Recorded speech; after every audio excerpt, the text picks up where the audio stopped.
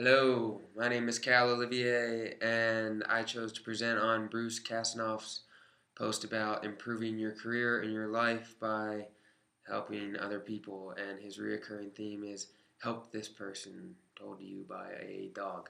So I thought it was a neat slide, so it drew me in, and I decided I'd present on this one. He really covers Professor Reister's first example in her introduction to slide design video that slides are not documents, and his slides are not documents. They are simple and to the point. They're concise. They're easy to digest.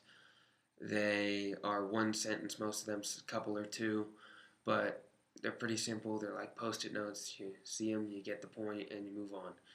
They're really easy to read and see. There could easily be somebody talking over them, and it wouldn't draw your attention away from the speaker. It also covers Professor Reister's third example in her video.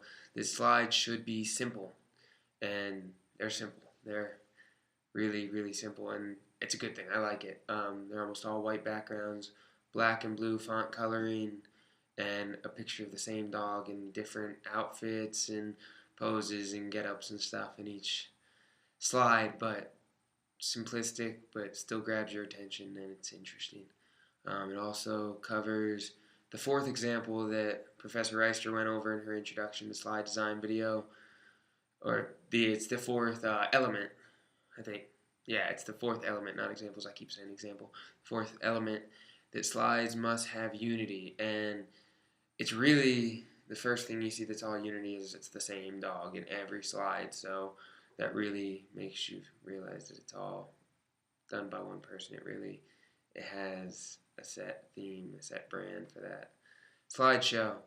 And you can also see it on slides 2, 3, 4, 5, 14, 15, and 16 that it has the reoccurring big, bold blue lettering that says help this person. So that every once in a while when you feel like you're losing your place, and it grabs you back and says, this is what you're reading.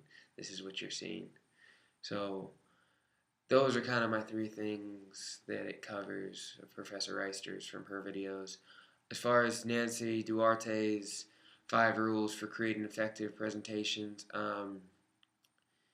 he covers the first one of treat your audience as king. He chose to use a dog in funny costumes. We all know 90% of his audience is probably going to like that.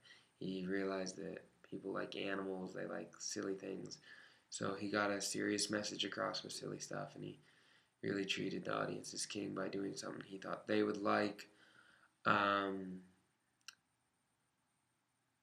you know, he covered number 3 in her rules. Help them see what you were saying. By putting this dog in professional clothes, and using a dog is dogs are happy. Dogs live a great life. Most people's eyes. So he's saying, you could be happy as a dog. You could be just as happy as this dog. And then, but he personifies the dog by putting it in people's clothing.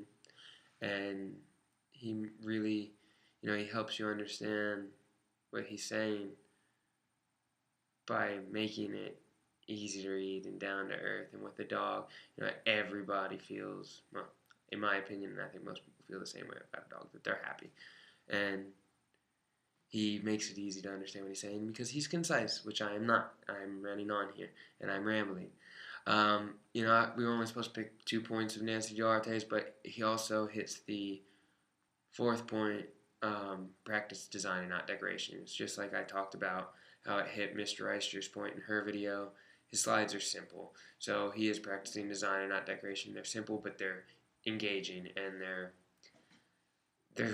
fun to look at, and they grab my attention. So, but there's not needless little things here and there, and it's very simple. There's almost always one picture and one little section of text, and that's it. It's very simple. Only thing I would change is he threw in a few pictures here and there that were slides of just the dog in a funny costume, and we get it. The dog's in a career costume, he's a mailman, or there was a picture of a dog with a tennis ball, but they didn't have any text with those slides. They weren't needed. It was pointless. It filled space for no reason. it didn't need to be there.